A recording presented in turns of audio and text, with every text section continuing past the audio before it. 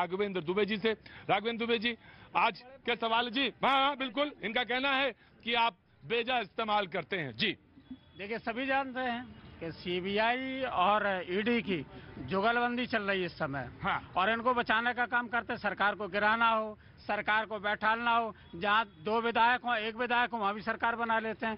ED CBI के दम पे ही बना लेते हैं। आप तो डर के नहीं बोल रहे हैं ना? नहीं, हम इसलिए डर के नहीं मानते, हम तो इनसे लड़ने वाले हैं। लेकिन बहुत सारी जगह ऐसा ही हुआ है कि जहाँ इनके विधायक 2-3 ऐसे थे, वहाँ भी ये सरकार बनाए बैठे हैं। तो इनकी जो जुगलबंदी चल रही है वो लोग समझ रहे हैं। लेकिन मैं चाहता हूँ कि अगर थोड़ा रोजगार पर भी ध्यान दे दें, जहाँ युवा बहुत परेशान है, थोड़ा महंगाई बढ़ रही है, उसको भी कम करने का प्रयास करें तो बहुत अच्छा होगा। राइट। जयराम विप्लव। प्रतीक जी, जुगलबंदी तो जनता के विकास के साथ चल रही है, जनता की जो है राष्ट्रवाद के साथ चल रही है, और उस जुगलबंदी का परिणाम देश के तमाम चुनाव परिणाम में दिखाई पड़ता है। और ईडी और सीबीआई की जहां तक बात है तो सही बात है भाई, ईडी तो अपने घर से बक्से में पैसा लेकर गई थी बंगाल, उनके घर पे पहले उड़ेल दिया, फिर वो बक्से आप लोगों ने दिखाए, और ये तो कुछ हो ही नहीं रहा, पैसे तो आसमान से बरस रहे। राइट। एक बात पूछना चाहता हूँ कि एक व्यक्ति बीजेपी का कोई नेता बता दे कि सारे दूध के धोले एक पे भी सीबीआई का छापा पड़ा हो, एक पे भी ईडी का छापा पड़ा हो, क्यों नहीं पड़ा? ये दिखाता है कि ये लोग। मैं तो कहता हूँ 8 साल में केंद्र के एक व्यक्ति के ऊपर भ्रष्टाचार का आरोप लगा हो। एक बार लगाया था, राहुल गांधी माफी मांगते घूम। तो घर में आपने क्या बताया था? हम प्रतीक सर के साथ में है जो मैं आया जी, क्या हुआ? सर, ये भ्रष्टाचार की बात करें, किसने कहा था पैसा खुदा तो नहीं, लेकिन खुदा की कसम खुदा से कम भी नहीं। येदियुरप्पा कौन था वो? बंगारू लक्ष्मण कौन थे वो?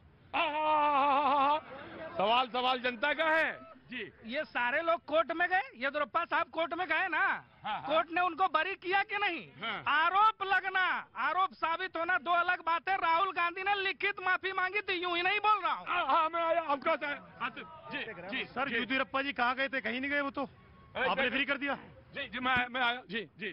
देखिए, 40% की कमीशन वाली सरकारें अगर भ्रष्टाचार पर बात करें तो इस पर हंसी के अलावा और कुछ आ नहीं सकता।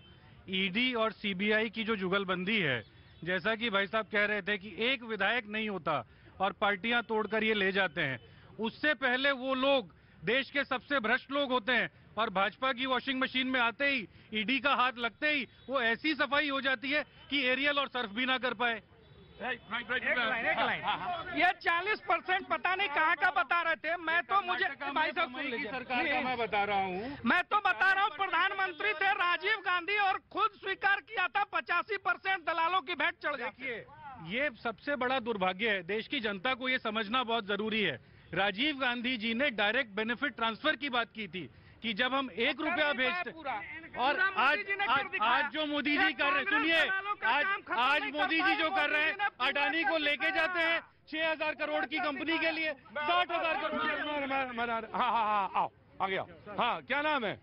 हमारा नाम पिंटू तिवारी। आपसे पूछना चाह रहे हैं, ये कह रहे हैं कि कौन साहब? ये साहब कांग्रेस वाले। हाँ, अब सोनिया गांधी 23 को भी गई थी, गरम रोड पे कांग्रेसी कार्यकर्ता फूले जैसे पॉपकॉर्न फटता वैसे जल रहे थे। अगर पहले ना किया होता है क्यों आती? आज फिर गए, घोटाला उन्होंने किया, नोट निकल रहे इनके बंगाल में ममता के यहाँ जो उनके नेता हैं। हाँ। और ईडी और सीबीआई जुगलबंदी करे, क्या ट्रक भर के उनके यहाँ छोड़ आते? आया। चीज पूछ रहा हूँ कि मुकुल राय इनकी जब पार्टी में बीजेपी में आ गए थे, जब ईडी के मुकदमे सब चल रहे थे, कहाँ चले गए थे? सारे खत्म हो गए। दूसरी बात कह रहा हूँ, महाराष्ट्र में इन्होंने सुबह 4 बजे किसके साथ? पवार के साथ उप मुख्यमंत्री बना दिया। पहले चिल्लाते थे भ्रष्ट थे, कहाँ चले गए? क्या वॉशिंग मशीन में धुल गए? यही इनकी द्वारी। दिल्ली में नई एक्साइज पॉलिसी जो मोदी ये केजरीवाल जी लाए हैं, कितना भ्रष्टाचार हुआ है, 140 करोड़ का में उसमें भ्रष्टाचार हुआ है। किसमें? यही आप नीति जो पुरानी शराब वाली नीति, सरकारी दुकानें बंद जो दिल्ली वाली प्राइवेट खोली है, उसका कौन जवाब देगा? कौन जवाब देगा? 140 करोड़ और उनकी एक्साइज ड्यूटी, उनका टैक्स माफ कराया इन्होंने, जो नए इन्होंने प्लेयर लगाया। यानी जो नई शराब नीति दिल्ली की है, उसमें इन्होंने उनकी एक्साइज ड्यूटी माफ करी है ना, टैक्स। मैं आया आम आदमी। हेमंत बिस्व शर्मा की और बात कर रहा हूँ। हेमंत बिस्व शर्मा जिस कांग्रेस के थे ना, कितने आरोप थे, यही लोग चिल्लाते थे। राइट। प्रतीक जी, अभी इन्होंने अडानी के ऊपर बात की। राजस्थान की सरकार ने अभी 30,000 करोड़ के इन्वेस्टमेंट के लिए बुलाया। इनके राज्यों, यही तो ये दुर्भाग्य है देश का। देश के लिए जो काम कर रहे हैं उनको ये चोर बताते हैं।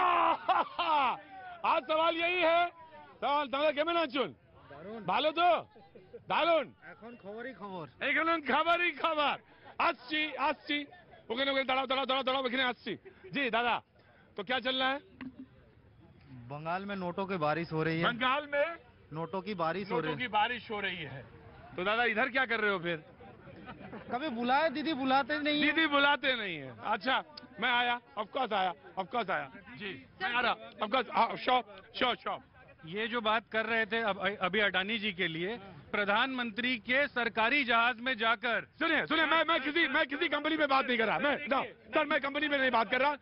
देखिए सर ओवरऑल नीति पे बात Neeraj I will give you chance नाम लिए बात करूंगा। ये अपने उद्योगपति मित्रों को जब अपने सरकारी जहाज में लेकर ऑस्ट्रेलिया जाते हैं, मोजम्बिक जाते हैं और वहां के सरकारी ठेके उनको दिलाते हैं, तो वो भ्रष्टाचार नहीं तो और क्या है। प्रतीक जी, ये देश के उद्योगपति हैं, इसी देश का पैसा है, इसी देश के लोगों को रोजगार देते हैं।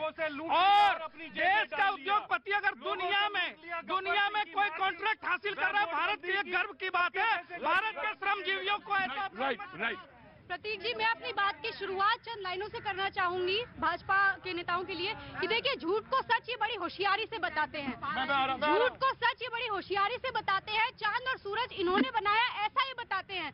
सियासत के इन लालचियों से बच के रहना, जहां वोट हो वही रोटियां पकाते हैं। देखिए प्रतीक जी, जो ईडी, सीबीआई और आईटी हुआ करती है, वो हमारे देश के बहुत ही पवित्र संस्थान है, जिस पर हमारे देश की जनता आंख मूंद कर भरोसा किया करती थी। लेकिन मोदी सरकार के कार्यकाल में इनका जिस प्रकार से निजी स्वार्थ में अपना इस्तेमाल होना शुरू हुआ है, वो बेहद दुखद है। देखिए, जो भी सामाजिक कार्यकर्ता इनकी नीतियों के विरुद्ध बोलता है, उन पे देशद्रोह के मुकदमे दर्ज करा देते हैं। जो भी महिलाएं इनके विरुद्ध बोलना शुरू करती हैं, उन्हें सलाखों के पीछे भिजवा देते हैं। और अभी आम आदमी पार्टी एकमात्र ऐसी पार्टी है जो जनता के लिए काम करती आ रही है। और अरविंद केजरीवाल जी की बढ़ती लोकप्रियता से लोग इतने डर चुके हैं कि साल के 365 दिन और दिन के 24 घंटे ये लोग किसी का नाम जपते हैं तो अरविंद केजरीवाल। मैं आ रहा just give me a second. Prateek ji, 2014 से पहले की बात है। सुप्रीम कोर्ट ने कहा था सीबीआई पिंजड़े का तोता है, हमारी सरकार नहीं थी। इतिहास क्या रहा, कब जनता गर्व करती थी, कब निष्पक्ष थी, ये सब लोग जानते हैं। आपके घर अगर भ्रष्टाचार का पैसा निकल रहा है, जवाब आप दीजिए, ना कि संस्था को बदनाम करिए। और आम आदमी पार्टी की जहां तक बात रही, तो जनता जानना चाहती है कि 250 से 1000 ठेके आपने दिल्ली में ला दिए, पैसे का गबन हुआ, कंपनियों को फायदा पहुंचाया गया, ब्लैक लिस्टेड कंपनियों को मौका दिया गया। आज जांच हो रही है तो आप कह रहे हैं कि हमको डर लगता है। डर आपको लगना चाहिए। राइट प्रतीक जी, मोदी जी की बात हो गई, अब छोटे मोदी की बात कर लें। 14 छोटे मोदी नहीं, छोटे मोदी मतलब केजरीवाल जी नाम लीजिए ना चीफ मिनिस्टर। 14 जुलाई को इसी महीने जो मीटिंग हुई, जिसमें पोस्ट फैक्टो सारी करप्शंस को इन लोगों ने लीगलाइज करने की कोशिश की, जिसे चीफ सेक्रेटरी साहब ने, एलजी साहब ने रोका। और दिल्ली सरकार को जो 250 करोड़ रुपए का नुकसान, सिर्फ 144 करोड़ नहीं, 30 करोड़ रुपए की ईएमडी जो इन्होंने वापसी की, जो एक ब्लैकलिस्टेड कंपनी थी, इंपोर्ट सेस वापसी कर दी। और उसके बाद तो जो 1 पर 4 बेच रहे हैं, वो तो अलग ही कमाल है सर। राइट मैं आया